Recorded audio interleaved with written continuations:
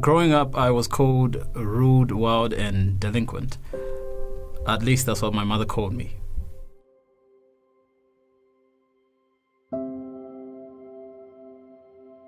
My mother wrote me a letter telling me to take control of my life.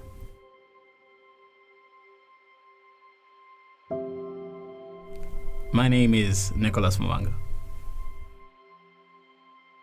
I remember smoking and going into substance abuse at age 15, and by age 18 I was a heavy smoker, a chain smoker, and a heavy drinker. And sometimes I even got in trouble with the law, and I was thrown into jail cells a couple of times. And I got into all of these vices so I could have a sense of belonging. Years ago, I would sit on my father's grave having an imaginary conversation with my dead father, just so I could have some form of approval from him. At some point, I even started dating women that were way older than me, still seeking for approval, still chasing that approval, and still it wasn't enough for me.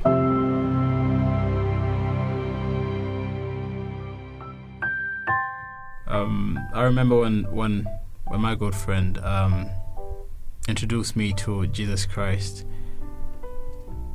That was my point of realization that I had spent a lot of time, I had wasted a lot of energy seeking something that God had already provided.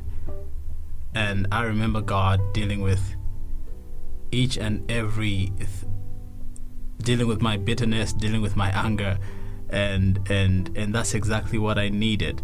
That's the kind of approval that I needed, having someone who took care of me in every area, and he was present all along, and I just didn't notice it.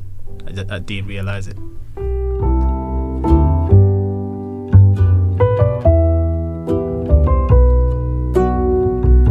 And I was that person that was seeking approval in sex, in drugs, and alcohol. And there's a reason that these things do not fill the void that's within our hearts, because genuine approval, real approval that can be sustained, only comes from one source, and that source is God through His Son Jesus Christ. And it's never too late to accept Jesus Christ as your personal Lord and Savior.